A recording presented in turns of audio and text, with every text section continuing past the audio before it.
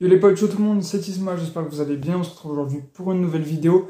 Dans cette vidéo, les gars, beaucoup de choses à dire parce qu'on va parler de la reprise, que ce soit de l'entraînement, du championnat, des matchs amicaux. On va faire tout un dossier dessus, ça va être un petit peu long, mais ça donne pas mal d'infos, on est content. On enchaînera avec le mercato parce que là aussi, beaucoup de choses à dire dans le départ, dans les arrivées, il y a pas mal de trucs. Ensuite, on enchaînera avec des infos, donc que ce soit sur nous, sur la formation, sur l'équipe féminine, il y a plein de choses à dire aussi à ce niveau-là. Donc c'est parti les gars pour la vidéo. On commence donc avec la préparation. Le calendrier de la Ligue 1 a été officialisé vendredi. Ouais, vendredi du coup. Sachant qu'on a quelques indices sur la préparation. Par exemple, bon, j'ai pris un post-it les gars parce que il y a tellement de dates, on dirait un cours d'histoire, c'est impossible de tout retenir. Donc je vais vous dire ce qui va se passer dans les premières semaines, dans les premiers mois à l'Olympique Lyonnais. On commence donc par une reprise le 5 juillet, reprise de l'entraînement, les tests physiques, tout ça, donc ça c'est carré. Ensuite, le 13 juillet, un match amical contre Chassieux-Dessines. Chassieux-Dessines, c'est National 3. Donc Dessines, c'est la ville où il y a le Groupama Stadium, vous le savez. Donc ce sera un mini derby, en tout cas c'est le match amical, je vais y arriver, de début de préparation traditionnelle contre une équipe amateur, contre une équipe nulle, on va dire, contrairement si on compare à l'Olympique Lyonnais. Donc on va jouer contre une Nationale 3 pour entamer cette préparation.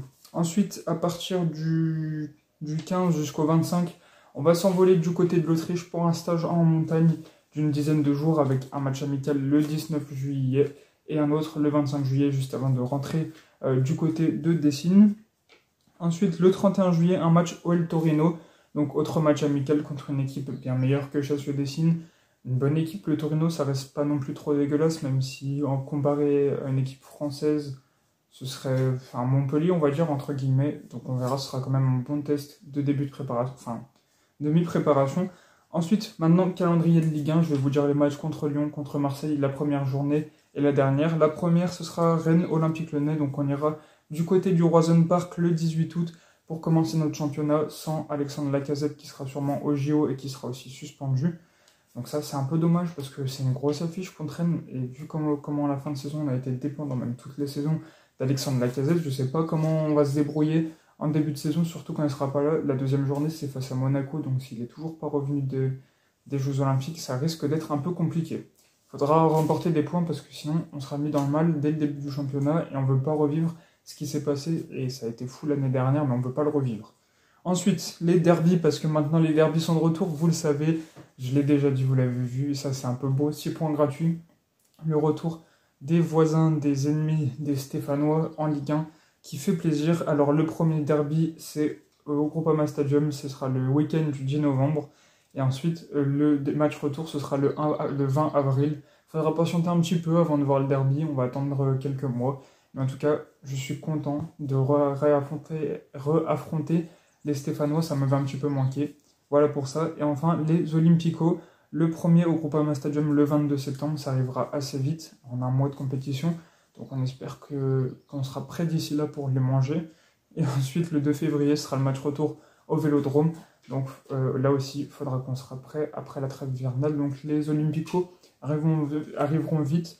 Mais en tout cas, ça nous préparera bien pour les derbies qui arriveront eux plus tard. Dans tous les cas, il faudra engranger le maximum de points dans ces matchs importants, aussi au début du championnat. Et la fin du championnat, je n'ai pas les dates, mais ce sera contre Angers, le premier. Donc ça, c'est bien, on termine en douceur pour finir la saison. Voilà pour la prépa. Maintenant, on va passer au mercato. Je pense encore avoir besoin du post-it parce que il y a des choses à dire aussi à ce niveau-là, donc c'est parti pour le mercato. On enchaîne mercato et toujours le post-it, comme je l'ai dit, il y a trop d'infos, c'est abusé. On commence dans le sens des arrivées avec un latéral gauche. Vous le savez, Tagliafico est sur le départ, enfin il est annoncé sur le départ, il y a des rumeurs, on pense qu'il a envie de partir, même si on est qualifié en Ligue Europa, ça change un peu la donne. Enrique est parti, mais Vinicius Abner va revenir. Un autre latéral gauche pourrait donc arriver, et on a un latéral gauche de 28 ans qui joue à Norwich, il est grec, c'est Dimitros Giannoulis. Donc je pense pas que ça soit une recrue parfaite. Pourquoi il a déjà 28 ans? Vous me direz, il arrive dans la force de l'âge, il est même en plein dedans, il est à son prime normalement. Et il joue qu'à Norwich. Bon, Norwich, comparé à l'OL, si on les joue, on leur met pas 5-0, je pense, honnêtement. Même si c'est pas l'équipe la plus forte du Royaume-Uni, certes, on va le dire. Mais je pense que c'est pas un latéral qui a les épaules pour l'Olympique Lyonnais pour jouer la Coupe d'Europe. Donc je pense qu'on ne se dirige pas vers un bon profil si on prend Giannoulis. On enchaîne avec Denis Mann. C'est un attaquant, un ailier de 25 ans, il joue en Roumanie. Il joue à Parme, pardon, il est roumain. Vous l'avez vu sûrement, il a fait un match de malade contre l'Ukraine, et justement, les recruteurs de l'Olympique Lyonnais étaient à ce match pour le superviser. Donc, pas d'offre, pas de discussion avec lui, pas de discussion avec le club, juste on a repéré le joueur, il a fait un gros match contre l'Ukraine, de quoi encore donner de la matière à l'Olympique Lyonnais, donc pourquoi pas, c'est un bon joueur. J'aime bien ce qu'il a fait, à voir sur la durée, voir ce qu'il va faire tout au long de cet Euro. Il a fait une plutôt bonne saison en Série B avec Parme. Est-ce que ce serait un bon remplaçant qui pourrait évoluer? Moi j'aime bien le profil, à voir ce que ça donne. Cette fois-ci, on va rester dans le domaine des arrivées, mais c'est un peu ambigu, parce que chez Cherki, on va parler du départ et de l'arrivée en même temps. Le PSG sur le dossier, vous le savez très bien, ils ont proposé 15 millions d'euros, plus 3 millions de bonus. Lyon chercherait minimum 20 millions d'euros, et plus 30% à la revente. D'ailleurs, c'est autour de ça que tournent les négociations en ce moment entre le PSG et Lyon, c'est ces 30% à la revente. Alors c'est compliqué, Cherki les gars, c'est une pépite, il est tellement prometteur, il a un talent de fou. On veut le garder, même si pour le moment il n'est pas très bon, il a fait des bonnes rentrées en fin de saison, mais la saison reste plutôt mauvaise, il n'a pas fait de belles choses tout au long de ses titularisations. C'est assez compliqué, mais on sait que s'il prend de l'intelligence de jeu, il va devenir un très bon joueur, l'un des meilleurs de Ligue 1. Et c'est pour ça qu'on veut le garder, parce que c'est une pépite du centre de formation, justement, c'est un gun, et il faudrait le conserver à tout prix, enfin à tout prix peut-être pas, mais il faudrait le conserver si c'est 20 millions d'euros, franchement, ça vaut pas le coup de le vendre. C'est pour ça que John Textor cherche à le prolonger, et en fait il touche 310 000 euros actuellement, et l'offre de prolongation de Textor c'était de baisser son salaire, donc c'est une moins-value, alors qu'on parle souvent de plus-value quand on parle de contrat, de salaire. Donc là, il descendrait en bas et son salaire monterait en fonction de ses performances. C'est audacieux, je ne sais pas si ce sera fait. Cherki, je pense qu'il est plus tenté par l'aventure parisienne, surtout que Barcola lui a vanté les mérites des Parisiens, bref. Donc bon, il faut pas perdre ce joueur-là, et la proposition de contrat qui devra aller jusqu'en 2028. Je sais pas, ça m'étonnerait qu'il accepte parce que c'est des risques. C'est pas un salaire garanti dès le début de son contrat, c'est un salaire qui est plus bas. Et je pense que Paris doit offrir justement un salaire bien plus haut aussi. Donc ça peut faire la différence aussi, mais pour moi, il faut garder ce joueur. Les gars, l'offre qui nous a fait tous vibrer la semaine dernière, enfin l'offre, non, l'info.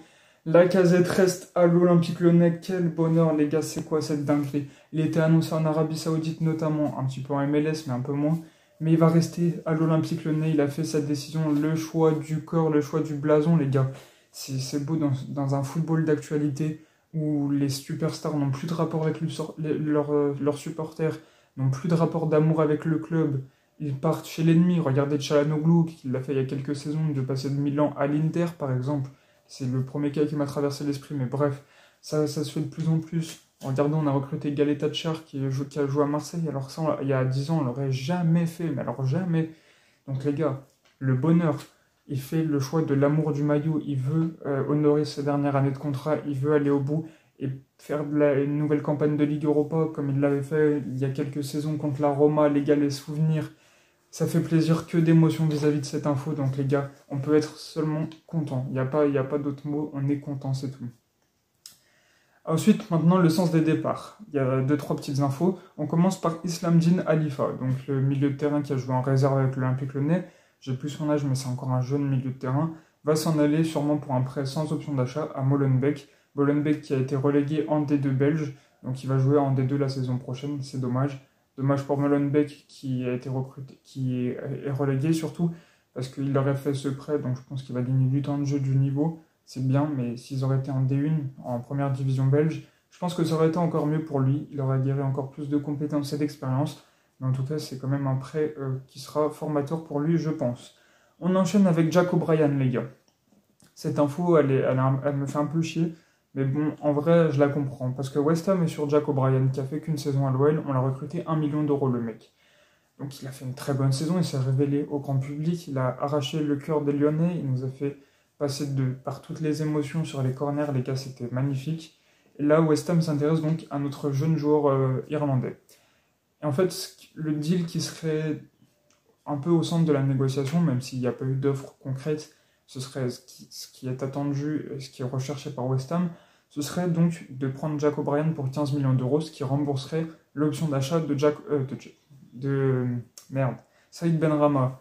Donc le but, ce serait qu'on paye 0 € sur l'option d'achat de Benrahma et qu'en échange, on vende Jack O'Brien. Non, moi je veux pas, je veux garder à tout prix Jack O'Brien, le mec qui peut encore faire une saison et se révéler, mettre encore 3-4 buts dans la saison et prendre 10 millions d'euros l'année prochaine. Donc on le vendra à 25 l'année d'après ou encore le conserver parce que je pense qu'il peut vraiment faire du bien à l'Olympique Lyonnais dans les saisons à venir et on a besoin d'un effectif étoffé la saison prochaine pour jouer une campagne de Ligue Europa en plus de la Coupe de France, en plus de la Ligue 1. Il faut conserver Jack O'Brien même si on doit dépenser 15 millions d'euros pour garder Saïd Benrahma et bref, de toute façon il y aura d'autres ventes, ça c'est sûr, il y aura pas mal de ventes, pas mal de libérations de contrats je pense, donc il y aura sûrement de la masse salariale dégagée, il y aura du profit sur les transferts. Il faut garder Jack O'Brien, c'est tout ce que j'avais à dire. Dernière info mercato, Nicolas Tagliafico, les gars, Nicolas Tagliafico pourrait s'en aller au Benfica. On le sentait sur le départ, pour moi, j'ai toujours dit qu'il allait partir cette saison, que ce soit cet hiver, que ce soit cet été. Il est resté pour relever le club cet hiver et toute la gratitude des Lyonnais est pour lui. Mais je pense que cet été, il va partir, ça ne fait pour moi aucun doute. Et le Benfica, comme l'AS Roma, est sur le dossier, donc à suivre, pas d'offre concrète, pas de négociation. Ça tiendrait qu'à moi, je le garderai parce que j'adore ce joueur, il a une grinta magnifique en match, il te sort toujours des trucs avec son caractère de fou. Il nous faut d'autres joueurs comme lui, comme Enrique l'était avant qu'il parte. Donc bon, pour moi, il faut conserver ce joueur, il n'y a pas eu d'offre, il n'y a pas eu de négo, comme je viens de le dire. Donc à suivre l'info Tagliafico Benfica. Dites-moi ce que vous pensez des infos mercato que je viens d'énoncer. On passe à la suite aux infos, aux stats. C'est parti pour la fin de la vidéo. Page info, il y aura 3 informations. On commence avec les féminines. Vous le savez, Sonia Bonpastor a été remerciée suite à ses belles saisons du côté de l'OL. Elle s'est en allée du côté de Chelsea. Donc on la remplace avec Joe Montemurro. Donc Joe Montemurro, je me suis renseigné, c'est un entraîneur australien qui a entraîné Arsenal, qui a entraîné la Juventus, il a remporté des trophées. Ça a l'air d'être un bon coach. Peut-être, je sais pas vis-à-vis de Sonia Bonpastor ce que ça donne. Je ne m'y connais pas assez au niveau des coachs dans le monde du football féminin, mais ça reste un coach avec un bon palmarès, avec une belle expérience. Bienvenue à lui, il signe pour 2 ans, à voir ce que ça donne. On lui souhaite de remporter des Ligues des Champions, parce que ça nous manque un petit peu, c'est vrai. On verra, donc félicitations à lui, félicitations à l'OL pour cet accord. Et bonne chance à toi, Joe Montemurro. On continue avec le staff des masculins cette fois-ci. Jérémy Bréchet et Antonin Da Fonseca, entraîneur adjoint et préparateur physique, vont s'en aller avec Bruno Genesio au LOSC. C'est un peu dommage. Ils ont un bon staff avec Pierre Sage, donc il va falloir combler leur départ. Et on ne sait pas trop qui va venir à leur place, mais en tout cas, Pierre Sage va choisir un autre adjoint, va choisir un préparateur physique pour combler les trous de ce manque, de ce départ de nos 2 personnes du staff.